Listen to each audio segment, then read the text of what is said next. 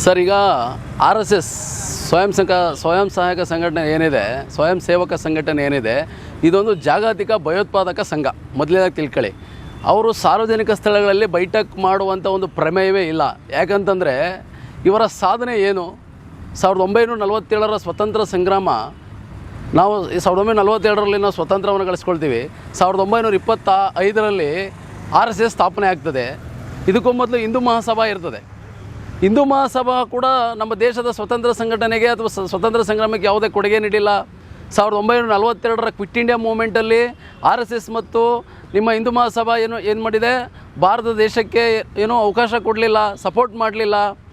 1919ರಲ್ಲಿ ಜಲಿಯನ್ ವಾಲಾಬಾಗ್ ಹತ್ಯಾಕಾಂಡ ಆಗ್ತದೆ. 1907ರಲ್ಲಿ ಹಿಂದೂ ಮಹಾಸಭಾ ಸ್ಥಾಪನೆ ಆಗ್ತದೆ.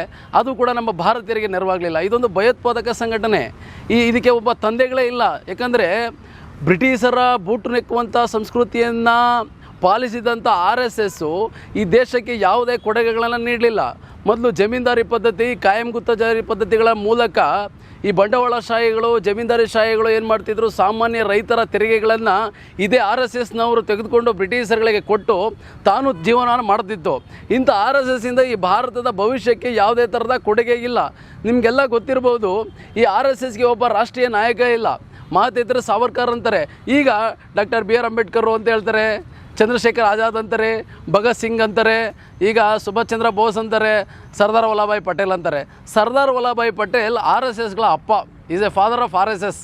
ಯಾಕೆ ಅಂತಂದರೆ RSSನ್ನು ನಿಷೇಧ ಮಾಡಿದವರು, ಫಿಯರ್ ಆಫ್ RSS. ಅವ್ರನ್ನ ಅಡಾಪ್ಟ್ ಮಾಡ್ಕೊಳ್ಳಿಕ್ಕೆ ಆಗ್ತಾರೆ. ಯಾರನ್ನ? ಸರ್ದಾರ್ ವಲ್ಲಭಾಯ್ ಪಟೇಲ್ನ.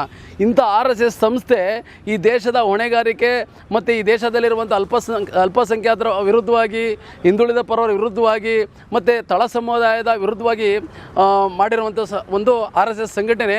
ಈ ದೇಶದ ಯಾವುದೇ ತಳ ಸಮುದಾಯದ ವ್ಯಕ್ತಿ ಒಂದು ಉನ್ನತ ಶ್ರೇಣಿಗೆ ಹೋದರೆ ಅದನ್ನ ನಿಷೇಧ ಮಾಡುತ್ತೆ.